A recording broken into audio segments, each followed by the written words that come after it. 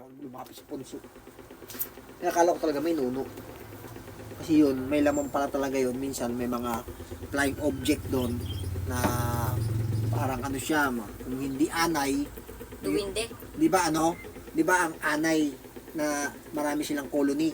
May rhina, may army, may soldier, mayroong mga tagahakot ng pagkain. Oh.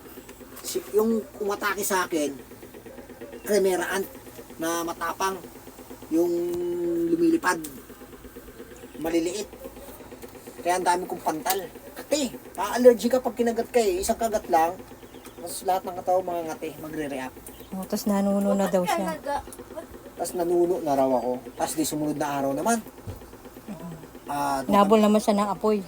Ano naman, yung, hindi, ano lang, yung dun sa may, sa may danadaan namin, kasi parang bangin yun eh. Tawag, nakaka-uwi. Kasi may mga kalapati na talagang pag binitawa mo ang taas. Kalapating mababang Siya yung kalapating mababang lipad. Kapag pag hinagyasan mo siya at hinawakan mo yung asawa niya, galit na galit yun. Iikot sa ulo mo yun, tuka-tukain ka niya, mahuhuli mo na siya. Maamo yung kalapati, madaling mag-alaga. Kaso, marumi sa bubong. Kasi yung mga tae nila sa bubong.